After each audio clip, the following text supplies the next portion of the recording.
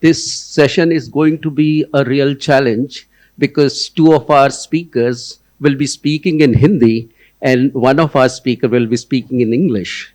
So you can understand my difficulty. And I, uh, yes. So I hope you will bear with me wherever, I'm sort of struggling with the words or, finding the right translation.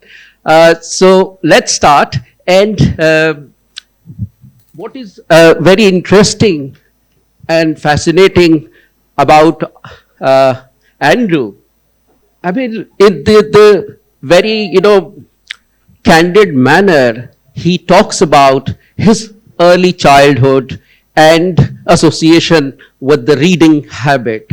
And there I feel, very sort of kind of moving account, sort of, takes all of us with you, with sort of his style of writing. And my sort of question, Andrew, is that in that early age, how one can sort of, develop that kind of mindedness. And, in what way one can sort of, pick up those, elements of reading. Thank you so much. It's such a pleasure to be able to discuss this subject in particular. So important to me because literary magazines were, if you like, the cradle of the kind of writing that mattered to me. And from quite a young age, I was reading literary magazines. The libraries that existed then had many copies of the London Review of Books, the New York Review of Books, the New Yorker, the Listener, the Spectator, the New Statesman, all of these magazines, which are just the English ones and the American ones, of course, but there are thousands in every culture, and I devoured them. And I'll tell you why. Yes, the information, yes, the strong opinion, yes, the political views and the reportage, but more than that, it was the permission they seemed to give for a writer to develop a discursive voice, a natural discursive voice, such as I'm trying to employ with you now, where the prose seemed to come very naturally from a particular personality, not generalized technical prose or journalism that tried to be objective, but personal, discursive language. And those great literary magazines, I think, the ones I'm talking about, were at their best when they encouraged a personality in the writing, so that writers such as Angela Carter or Marina Warner or Jenny Diskey or Christopher Hitchens or any, I could name thousands of writers who had audiences in the end who really expected a kind of intimacy, a kind of personal witnessing to come from them. Now, one doesn't arrive at that by accident. These magazines were cradles of that kind of journalism, and that's where I grew up. Brilliant. Thank you, Andrew. एक तरह से जो Andrew कह रहे हैं कि एक प्रतिभा होती है, एक इंसान की प्रतिभा होती है उनके स्वरों के साथ जुड़ना, और आप कैसे जुड़ते हैं उन शब्दों के साथ, उनके व्यक्तित्व के साथ, उनकी पर्सनालिटी के साथ। और एक तरह से मुझे लगता है कि अशोक माहेश्वरी खुद उस प्रतिभा के धनी हैं। इन्होंने अपना पूरा जो कार्य है वो शुरू किया 70 के दशक में, और उन दिनों में कई तरह की मुश्किलें थीं। शायद 1970 के हिंदुस्तान को आज की पीढ़ी शायद पहचान भी नहीं पाएगी ठीक से। So what I'm trying to sort of suggest that Ashok Maheshwari started his career at a time when actually in the decade of 70s, when India was a very sort of difficult place to start publication and thinking about those challenges. तो मेरा सवाल अशोक जी आपसे है कि उस जमाने में किस तरह से आपने इस पूरी प्रकाशन और उसको आरंभ करने की चुनौतियों को कैसे स्वीकार किया? उस समय इतनी अच्छी पत्रिकाएं उस समय निकल रही थी, जैसे हम मैगजीन्स की बात कर रहे हैं, लगभग जैसे कहानी, नई कहानियां, नया ज्ञानोदय तो बाद में शुरू हुआ, ज्ञानोदय नाम से पत्रिका एक निकलती थी। तो ये तमाम लेखकों को बनाने का काम कर रही थी। इस सारे लेखक जो उस समय आए हैं, ज्ञान रंजन, रविंद्र कालिया, दूधनाथ सिंह, कमलेश्वर, ये सब उन पत्रिकाओं से ही बने हुए लेखक थे। उनकी पहली रचनाएं उन पत्रिकाओं में छपी और आगे वे अपने साहित्यिक क्षेत्र में लोग लगातार आगे बढ़ते गए। इसके बाद ये मतलब आज के समय के क्लासिक लेखक ये हैं। इसके बाद की पत्रिकाएं जो आई, हंस फिर से शुरू हुई। पहले प्रेमचंद निकालते थे, उसके बाद हंस राजेंद्र यादव ने शुरू की। हमारे इस समय के जो बड़े लेखक हैं, जिसमें शिवमूर्ति का नाम हम खास तौर से ले सकते हैं, और भी उस समय के लेखक वो हंस से निकले। पहली कहानियां गीतांजलि श्री, जिनको अभी बुकर पुरस्कार मिला है, उनकी पहली कहानी हंस में छपी और उसके संपादक राजेंद्र यादव थे। लगातार उनकी 3 कहानियां 3 अंकों में छापी। इससे उनके ऊपर पूरा एक सबका फोकस हुआ और वे एक अच्छे लेखक के तौर पर पहचानी गई और अभी 2 साल पहले उन्हें बुकर इंटरनेशनल प्राइज मिला। तो पत्रिकाएं एक तरह से लेखक के निर्माण का काम कर रही थी और सारे हमारे क्लासिक लेखक, बड़े लेखक, साहित्यिक लेखक जिसे हम जिन्हें कहते हैं, वो पत्रिकाओं से ही निकल के तैयार हो रहे थे। संपादक की छलनी से छन करके आए हुए लेखक और ये बड़े लेखक बने। Thank you, Ashok ji. And I think you are right in a way that time, the decade of 70s, and the magazine publication of these different magazines were supported by several authors. And it was a time when these authors, and you have named them, Ravindra Kalia, Dudnath Singh, and around that time, Hans also started coming out. So these magazines are very, very important magazines as far as the Hindi magazine movement is concerned. So any of you who are familiar with these magazines, you can see, what exactly Ashok ji trying to underline. And the similar thing, I think Jay Prakash is someone who is working in electronic media, but also trying to establish a strong link with the print media by talking about printed books through, his medium. And this is something I think he has done a very remarkable work because of his program in Sahitya Aaj Tak. A lot of, young people, especially those who don't have enough time, at least they, sit down and they watch those programs and quickly find out, which is the sort of, new book is coming out in Hindi or in English. So I would like to know, Jay Prakash, my first question is actually, you started your career with a press called Delhi Press. And Delhi Press is one of the oldest, if I say, press in Delhi. I grew up living in that region, and Delhi Press signboard used to say Mukta Sarita Champak and Delhi Press. I learned my Devanagari letters, just repeating those words again and again. So Delhi Press is a press which you can really feel that, it's quite a sort of important place for Hindi, magazines.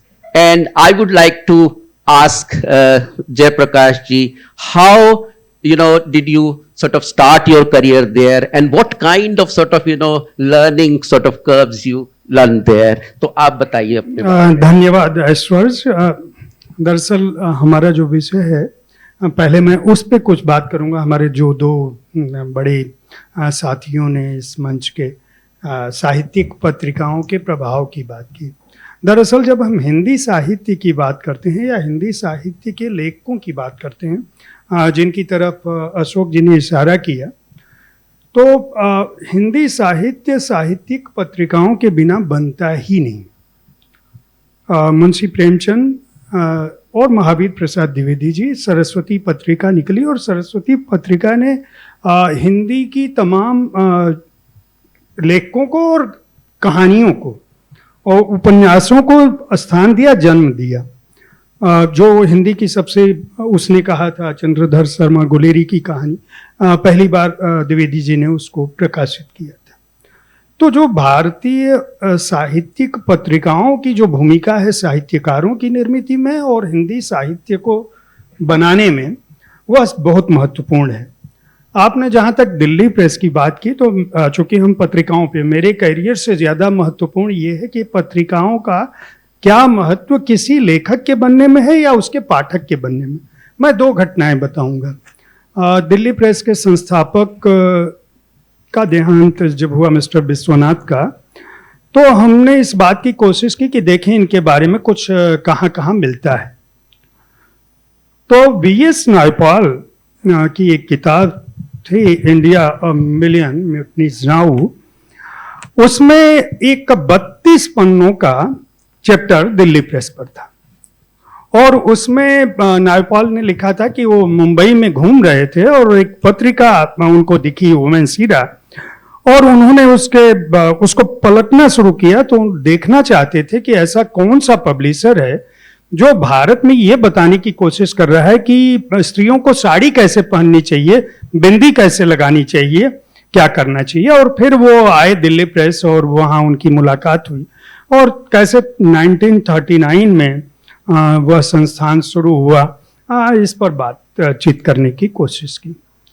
दूसरी घटना मेरे खुद की, जब मैं वहाँ publishing editor हो चुका था, तो एक दिन अचानक यूएस एम्बेसी से फोन आया कि मिस्टर हैरिसन, जो कल्पना चावला के हस्बैंड थे, नासा से, वो इंडिया विजिट पे आ रहे हैं और वो दिल्ली प्रेस विजिट करना चाहते हैं। हम लोग बहुत ताज्जुब में थे कि मिस्टर हैरिसन का दिल्ली प्रेस से क्या ताल्लुक हो सकता है। तो तलाशने की कोशिश की तो पता चला कि जब कल्पना चावला पहली बार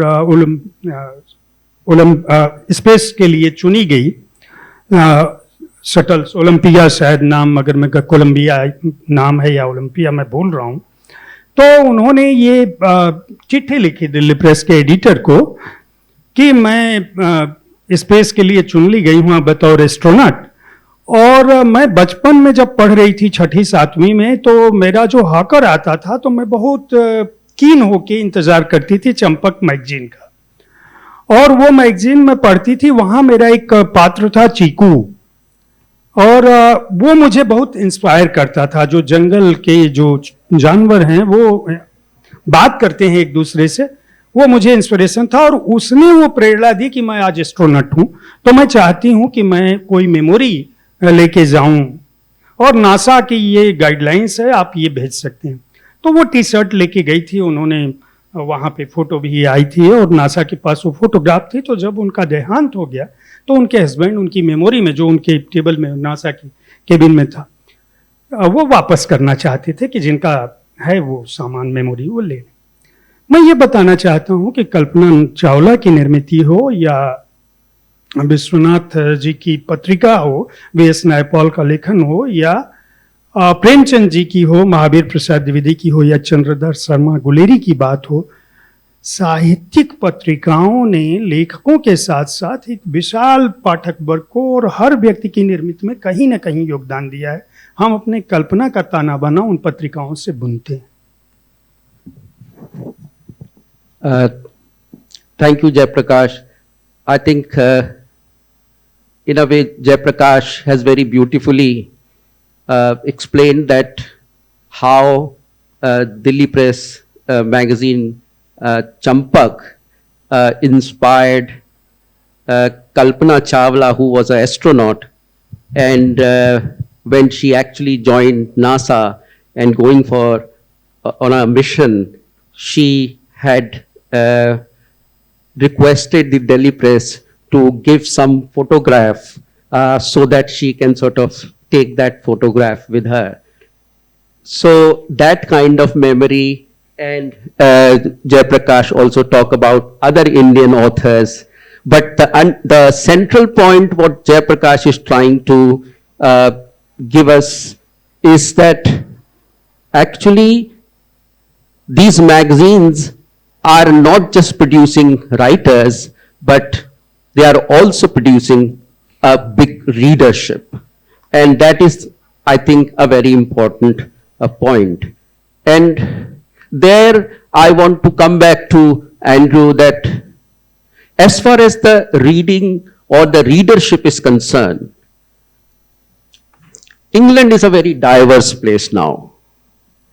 And the London Review of Books, where you are, editor at large, in what way, when you are sort of, trying to work with different writers, you also, keep this sort of factor that, yes, diverse voices should be, heard at large? Thank you. This became a huge issue for all literary magazines, quite rightly, and much more recently than it should have done. Right. It took too long in each of our societies for diversity to become a huge issue in these magazines. I mean, when I joined the London Review of Books, I was 21, it was about 1990. I think we had two Indian writers. I think V.S. Naipaul and Amit Chowdhury were the two writers who held their position very strongly. These were brilliant, first-class writers, but they were the only two. And the magazine had 16 contributors each issue, 2 issues per month, and it's been going since 1979. So it's nearly 50 years old. And only in the last 10 years would that be unacceptable. By the way, I might say we have a lot of women in the audience. It took a long time for those magazines to become much more representative of women too. Sometimes out of 16 contributors, you'd have 2 female contributors in the 1980s. But by the mid-90s, this was no longer acceptable. When I gave you examples in my previous answer of great essayists from the London Review, the eagle-eyed among you would have noticed I mentioned 3 women and 1 man. That happened from the 90s. And writers from other places, from other cultures, writers of colour, became an absolute necessity. So you look at the London Review now, you see a much bigger representation. That was deliberate. No doubt about it. Excellent. That's really, quite reassuring to know that, diverse voices have been, finding its place. And as Andrew said, that it is a very difficult sort of task, and it's quite challenging as well. It's hugely challenging because let's be honest and let's be grown up. You can't snap your fingers and suddenly have a whole roster of contributors from the representative groups you would like. And I'll tell you why. It's a difficult subject, I know, but let's be honest. If you're really going to create a revolution in the social and literary order, it needs to start from school. It doesn't start with an editor snapping her fingers in 1995 or 2025 and saying, I will now have writers from all cultures. Writers from all cultures have to begin in primary school. Oxford and Cambridge and Harvard and all the schools of the world need to be better at developing talent. Our publishing industry needs to listen more for new voices. The London Review can't invent a fair literary culture by snapping its fingers. Let's be grown up. So we've had trouble finding people with the expertise, the experience. For example, just take one area, foreign correspondence. We want good foreign correspondents to be in the war zones of the world, delivering great material to the London Review of Books. Now, if the nursery of these correspondents isn't producing enough correspondents of colour, what are we supposed to do? You can't just drop a person in patronisingly into a war zone and say, Give us some material. The schools of journalism, the BBC, you know what I'm saying? It has to be developed from over years. So now, in 20 years' time, we will have a great pool of writers to draw on. But you were right in your question, and it's a grown-up question. It's been difficult because we didn't have the institutions with us for so long. And we were one of the institutions that didn't do well. So we're trying to lead the way now. But, it's difficult. तो एक तरह से आप सब भी जो है Andrew के जवाब के साथ सहमति दर्शा रहे हैं, और एंड्रू बिल्कुल सही बात कह रहे हैं कि अगर हमें अपनी पत्रिकाओं में विविध आवाजों को लाना है तो उसका काम जो है संस्थाओं से शुरू होगा। उसके लिए स्कूल विद्यालय जो है वहां से ये जो है यात्रा शुरू करनी पड़ेगी। और शायद बिल्कुल मैं इनसे सहमत हूं कि स्कूलों ने अपनी भूमिका जो है और अन्य जो संस्थाएं हैं, सिर्फ स्कूल नहीं कहना होगा, क्योंकि एंड्रू एक और चीज का जिक्र बड़ी जो है गर्मजोशी के साथ करते हैं कि कैसे इंग्लैंड में जो लाइब्रेरीज हैं, जो कम्युनिटी लाइब्रेरीज हैं, वो कैसे बंद हो रहे हैं, और उसके ऊपर भी एंड्रू ने अपना जो है एक तरीके से वक्तव्य कई बार दिया है। So I am just saying that the way you have also expressed your concern, the way in London community libraries have been closed down and you are very outspoken about that issue. Oh, I think it's crucial. I would be outspoken because I'm one of the former children, well beyond childhood, I'm afraid, who was educated by the local library. My mother was a cleaner. My father was a carpenter. There was no money in our house. There were no books. My mother had 4 children. She kept 4 jobs. She did night shifts. She cleaned. She worked in a bakery. She worked in a chip shop. She worked in a school. My father did his best. But, the local library, it gave me my life. I don't exaggerate. It didn't just give me a few books to borrow or a magazine to read. I mean, these gentlemen have been speaking about a rich culture of magazines. It saved our lives. And the local librarians, who were often women, took these young boys and these young girls who had no books at home, and they educated us for free. So when they try to close libraries down now, it feels like a stab in the heart to me. I feel it at the personal level. I feel outraged. I raise arguments in the newspapers and raise funds to save libraries because I imagine there are still, and I know there are, millions of people around the world who would miss out on the opportunity to be educated, to know their culture, if they did not have the support of the local free library service. It is crucial. Yes, thank you. And Ashok ji, आपसे ही फिर से मैं, जिस तरह से Andrew कह रहे हैं कि विद्यालयों की एक बड़ी भूमिका है और अगर वो अपना काम ठीक नहीं करते, वो भी वहां से शुरुआत होती है जब एक बच्चे की वो पढ़ने के लिए जो है आकर्षित हो, तब क्या आपको लगता है कि हमारे देश में भी स्कूलों ने और जो मोहल्ले की जो कोई पुस्तकालय हैं वहां पर उन्होंने अपनी भूमिका निभाई है? सबसे पहले तो मैं कहूँगा कि किताबों की पढ़ने की भूमिका घर से शुरू होती है, इसके बाद विद्यालय आता है। घर में जब हम बड़े हो रहे थे तो हमारे घर में अखबार और कई पत्रिकाएं एक साथ आती थी, बच्चों की पत्रिकाएं, चंदा मामा, चंपक, नंदन, तो हम वो देखते थे, पढ़ते थे। बेशक शुरुआती समय में पढ़ नहीं पाते थे, देखते थे कि पत्रिकाएं हैं और पढ़ रहे हैं। इसके बाद स्कूल गए तो एक पुस्तकालय का एक पीरियड तय था, और उस पीरियड के साथ साथ जो प्रार्थना होती है विद्यालय में सुबह सुबह, वहाँ पे कहानियाँ सुनाई जाती थी। अगर प्रतिदिन कुछ ना कुछ होता था और सप्ताह में एक बार तो कोई बाहर से आते थे, वो एक बातचीत करते थे, उसमें कहानियाँ सुनाते थे, और फिर उसी कहानी की जिज्ञासा हमें किताब तक ले जाती थी।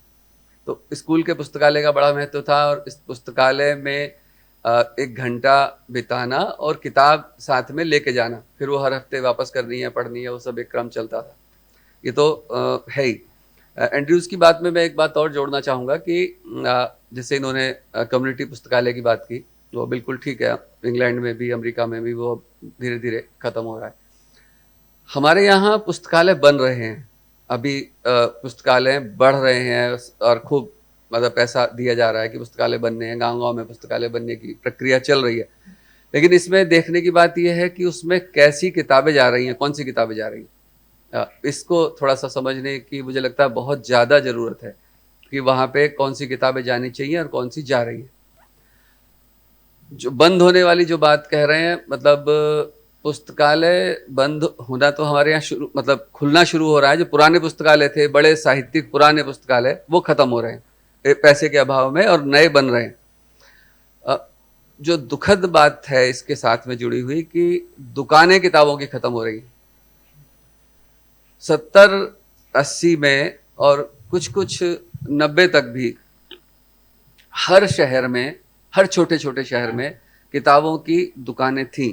बड़े शहरों में कई बहुत अच्छी दुकानें थी जहाँ पे आपको हर तरह की किताबें मिलती थी। हिंदी की अलग अलग विषयों की अलग अलग किताबें, और जो दुकान चलाने वाले लोग थे वो एक तरह से मतलब क्या कहें उसको कि किताबों के जानकार लोग थे। आप उनसे किताबों के बारे में, किसी किताब के बारे में पूछिए, वो बताते थे कि हाँ भाई ये किताब आपको पढ़नी चाहिए, ये किताब ऐसी है।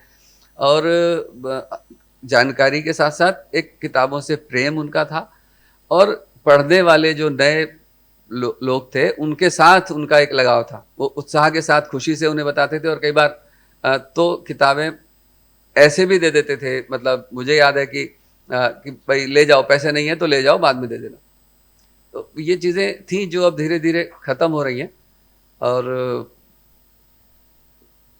दूसरी चीज़ ये ऑनलाइन किताबों की आई है, ये सुविधाजनक भी है, किताब आसानी से आपको मिल जाती हैं, आपके घर तक पहुंच जाती है।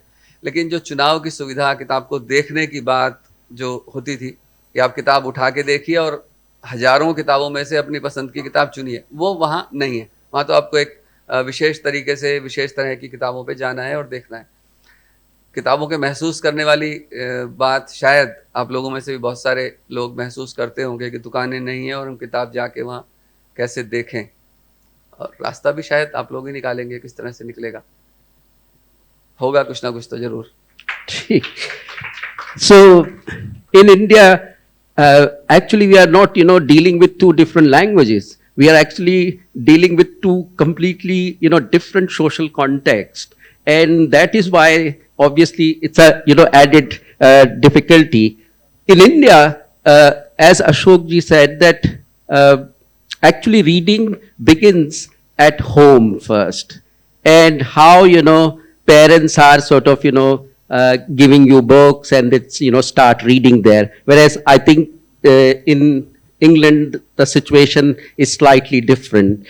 Compared to that also, I would like to, as Ashok ji said, that, now school libraries are playing very important role. And the new libraries are coming up in great numbers. But his concern is that we need to also understand what kind of books are they buying, what kind of literature they are buying. That is also Ashok ji feels that is also a matter of concern. The other point Ashok ji raised is very important point, is that how, small bookshops, those, small books shop where, local people will go and buy something, that kind of, sort of books outlets are also, decreasing day by day. And that is also another big concern. And there I would like to underline the whole, I don't know if you are familiar with Delhi. In Delhi, every Sunday, there is a, footpath shops where they display all kinds of books and people used to go there and buy. And that is a place where common people used to, satisfy their needs, just buying, books in a less amount of money. And unfortunately, I think in 2019, that market was also closed down, if I'm not wrong. So my sort of question to Jayaprakash is that are we sort of developing the kind of atmosphere where not just, people who want to read, but India is a huge country. We have so many different sections of, people. Those who cannot even, buy books, for them, what is the sort of, alternative? In what way they can, increase their access to, books? ऐश्वर्य जी, दरअसल जब हम भारत की बात करते हैं तो हमें ये समझना चाहिए कि भारत में कई ऐसे राज्य हैं जो समस्या उत्तर प्रदेश में है किताबों की, वो बंगाल में नहीं है, वो उड़ीसा में नहीं हो सकती, वो मलयालम में केरला में नहीं हो सकती, तमिलनाडु में नहीं हो सकती, मराठी महाराष्ट्र में नहीं हो सकती। तो पहली बात तो ये है कि भारत के संदर्भ में अगर हम पत्रिकाओं और किताबों की बात करते हैं तो हमें ये समझना पड़ेगा कि अलग अलग सेगमेंट है। जैसे मैं लगातार काम कर रहा हूँ किताबों पे, हर दिन एक किताब पे बोलता हूँ, तो जो किताबों का लेखकीय स्तर है या जो लेखक का स्तर है या जो पाठकों की बात है, पश्चिम बंगाल में अभी जब मैं पिछले दिनों बात कर रहा था पश्चिम बंगाल के कुछ लेखकों से, तो वहाँ अगर कोई किसी से बात करता है और पूछता है आप क्या करते हो, तो सबसे पहला उत्तर उसका होगा कि वो कल्चरली कितना स्ट्रांग है, यानी वो म्यूजिक बजाता है, तबला बजाता है, किताब लिखता है, लेखक है या गायक है। यानी वो पहले अपनी वो आइडेंटिटी बताता है, फिर अगर आप पूछो कि इसके अलावा क्या करते हो तो बोलेगा मैं अफसर हूँ, मैं लेखक हूँ, मैं शिक्षक हूँ, मैं इंजीनियर हूँ। ये बात उत्तर प्रदेश में नहीं होगी, ये बात हिंदी क्षेत्रों में नहीं होगी। तो सबसे पहले तो हमें अपनी जो ये तय है कि सोशल मीडिया के इम्पैक्ट ने प्रकाशन जगत के सामने एक बड़ी चुनौती उपस्थित की है। यह चुनौती दो हिस्सों में बांट के हम देख सकते हैं। जो लोग सोशल मीडिया पे सक्रिय हैं, अभी हमसे पहले जो सत्र था जिसमें संजीव पालीवाल जी ने कहा कि मैं अपनी किताबों को सोशल मीडिया के मार्फत मार्केट करता हूं, क्योंकि हमारे सारे दोस्त जो है मिलियंस फॉलोअर वाले हैं, मैं उनको उनके पीछे पड़ता हूं। ये एक तरीका है, लेकिन जिन लोगों की सोशल मीडिया पे पहुंच नहीं है, बहुत सारे ऐसे बड़े लेखकों को मैं जानता हूं जो सोशल मीडिया पे हैं ही नहीं, वो मोबाइल भी चलाना नहीं जानते। आज की पीढ़ी उन लेखकों को कैसे जाने जो क्लासिक लिख चुके हैं या लिख रहे हैं, एक ये समस्या है। इसके अलावा मैं दूसरी एक और बात कहना चाहूँगा कि हिंदी, अंग्रेजी और भारत की अन्य भारतीय भाषाएं, असम में जिस पुस्तकालय की समस्या की से हम जूझ रहे हैं, असम में इस तरह के पुस्तकालय कम्युनिटी लेवल पर डेवलप हो रहे हैं। लगातार वहाँ पे समूह जो है, लेखकों का समूह कोशिश कर रहा है, प्रकाशक कोशिश कर रहे हैं और सरकार उनको लगातार मदद करने की कोशिश कर रही है। 100 साल पुरानी संस्था, 150 साल पुरानी संस्थाएं इस दिशा में काम कर रही हैं। लेकिन हिंदी बेल्ट में मैं बनारस की बात करूं तो एक लंबे मुकदमे के बाद वहाँ एक नागरिक प्रचारिणी सभा है, उसका फैसला हुआ और अब जाके उसकी किताबों को कोशिश की जा रही है। तो साहित्य के क्षेत्र को अलग अलग चुनौतियां हैं इस समय। एक चुनौती है पाठक की, दूसरी चुनौती है पाठक तक पहुंचने की, तीसरी चुनौती है कि किस तरह की स्तरीय सामग्री को प्रकाशित किया जाए जो आने वाली पीढ़ी को प्रभावित कर सके। चौथी चुनौती है कि आप इस तकनीक से, एआई जो जिस एआई की दुनिया में हम जी रहे हैं, कॉपीराइट का मसला अभी पूरी दुनिया में एक चुनौती की तरह सामने उभरा है, वो भी अभी नहीं सामने आ पाया। कौन जेन्युइन है, कौन गैर जेन्युइन है, ये एक अलग समस्या है। नई पीढ़ी किताबों का, जिसकी बात अभी कह रहे थे अशोक जी की, किताबों को महसूस करने की बात है। वो नई पीढ़ी कैसे महसूस करे जब आंख खोलते ही उसके सामने जो है मोबाइल है और स्मार्टफोन है और वो ऐप को जानने लगी। तो वो छपे हुए शब्दों तक कैसे पहुंचे, ये एक अलग तरह की चुनौती है। मुझे लगता है कि इस दिशा में सभी को मिलकर काम करने की कोशिश करनी होगी। जो राज्य बहुत डेवलप हैं या जिनके अंदर सांस्कृतिक रूप से समृद्ध राज्य हैं, उनकी बात अलग है, लेकिन हिंदी जगत की ये समस्या मुझे लगता है कि काफ़ी बड़ी है। ये समस्या न तो अंग्रेजी के पास है और न तो उन भाषाओं के पास है जो सांस्कृतिक रूप से समृद्ध हैं, जैसे मलयाली, तमिल, बंगला, ओडिया लोगों को भी ये चिंता है कि उनकी जो नई पीढ़ी है वो कैसे बचे, क्योंकि जो भी पढ़ लिख जाता है वो अंग्रेजी की तरफ भागता है।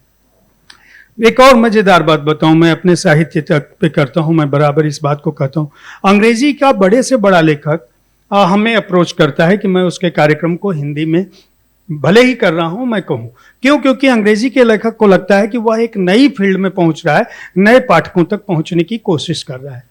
हिंदी का कोई भी बड़ा लेखक ये नहीं करना चाहता। बड़ा लेखक क्या, नया लेखक भी नहीं करना चाहता। उसके लिए ये है कि वो ये उम्मीद करता है कि बतौर मॉडरेटर या सूत्रधार या मैं कार्यक्रम के वाचक के तौर पे, मैं वार्ताकार के तौर पर उससे आग्रह करूं कि अरे आपने बहुत कोई महान कृति लिख दी है, हमारे पास भेजिए, मैं आपसे बात करना चाहता हूं। ये एक चुनौती है। ठीक, thank you very much. I think we have some time for question and answer, and in a sort of, 2 words line, if I can, summarize what Jayaprakash is trying to tell us, is the regional differentiation is something which is, sort of affecting or determining the reading habits. For instance, in Calcutta, where the education, came first, because of those, advantages in Calcutta, in Madras, and in Bombay, they have a good, reading habits and, the access to books. Whereas in the sort of place like Uttar Pradesh is, less sort of, kind of place where they don't have, enough resources as far as the, whole infrastructure of reading and books and publication is concerned. So I'll just go to, the floor is actually open, and please raise your hands if you want to ask any question. Okay, there. Hello, I want to ask, for literary magazines focused towards children and young adults, what would be some of the characteristics you think they need to have so that they are attractive in today's age with mobile phones as well? What could draw the attention of children and young adults towards a literary magazine, and what do you think that they need for that to happen? Thank you, sir. I will just give you my opinion, which is all I have. I think young people are much more optimistic about the possibility of grasping the truth than their parents think they are. I think we've got used to, in a pejorative way, describing the relationship between young people in social media as being wicked or evil or destructive or time-wasting, at the very least. I don't agree. I think there is this great machine, the internet, which could, in the right hands, with the right checks and balances, with the right education, with the right leadership, could become a vehicle for truth, for the free-floating imagination, for togetherness, for tolerance, for exploring the world and further worlds in new ways. But we haven't got to that yet. We've got stuck in the wild west of the internet, where I'm afraid the wilder parts of that landscape, if you like, the vices, just like the original Wild West, before the arrival of law and order, before the arrival of a more caring parental attitude, I think we're stuck there at the moment. And we mustn't lose hope. The internet will be the sum total of our better angels if we give it time. But we must resist those people who would stick it back in the Wild West, such as Mark Zuckerberg and his recent order that there will be no more fact-checking at Facebook. That's a disaster. Be in no doubt that is a disaster for a whole generation of young people who may not mind whether 68 people died in a crash in Washington the other day or 200. whether the cause of the crash was negligence on the part of the poor pilots, or whether, as Donald Trump says, positive, non-discriminatory hiring policy encouraging brown people to work in the air traffic control caused the crash. That's coming from the mouth of a president. And no fact checker at Facebook is willing to step in and say, we can prove that that's false. If journalism has no fact checkers, and if Facebook and the rest of it has no fact checkers, then we'll be stuck in the Wild West forever. So I have to say, sir, that I have optimism, and so do young people, much younger than me, have optimism, but we must nourish that optimism and not leave them in the dark place.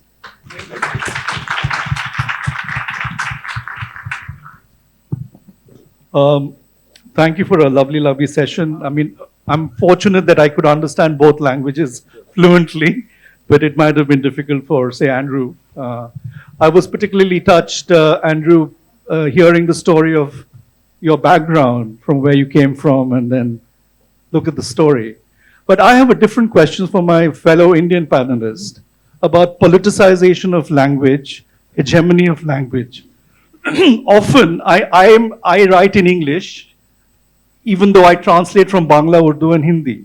I have 4 mother tongues. Often, I used to, certainly as a younger writer, the Indians would complain, who are non-English writers, why aren't you writing in your mother tongue? So I said, English is one of my mother tongues. This was always a problematic situation, which has changed a little bit. That's one part.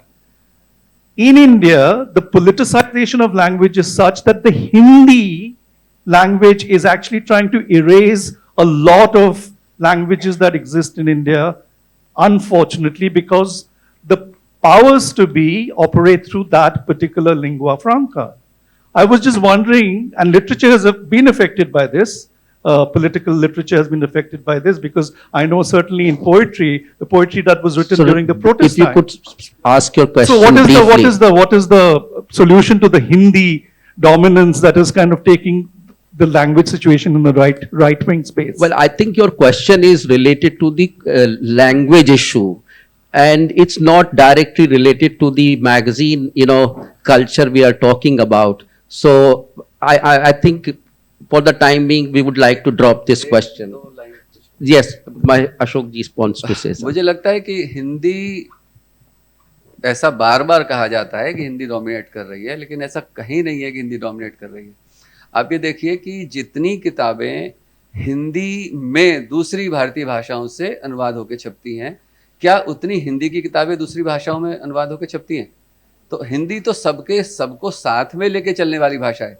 ज़्यादा से ज़्यादा चीज़ें हिंदी में आएँ, ये हिंदी प्रकाशकों की, हिंदी लेखकों की बराबर ये कोशिश रही है। हम कभी ये मान के चलते ही नहीं है कि दूसरी कोई भाषा छोटी है या हमें डोमिनेट करना है। हम ये मानते हैं कि सब भाषाएं जो भारतीय भाषाएं हैं, सो सहोदरा हैं, आपस में बहनें हैं, और सबको बराबरी में साथ लेकर के चलने का बड़ी बहन के नाते हिंदी का काम है। Yes, here. Oh, sorry. Manisha, you can Actually, start. Yes. no, as the host, I will allow the guest.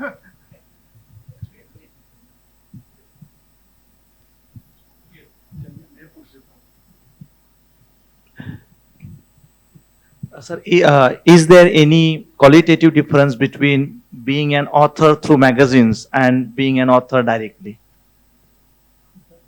It's basically asking the question whether it's sort of, is there a difference between writing for a magazine or writing, either?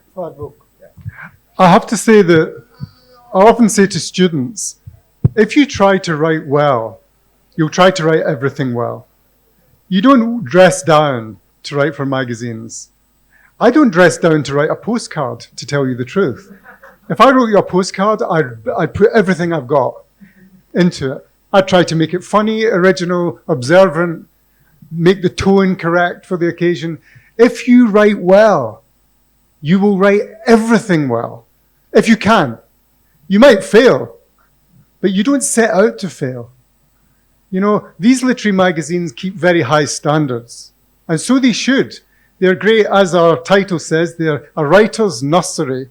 I learn everything from those editors, precisely from those editors, who taught me how to be brisk, accurate, to fully imagine the thing I was trying to write about, and to not use lazy language or cliches.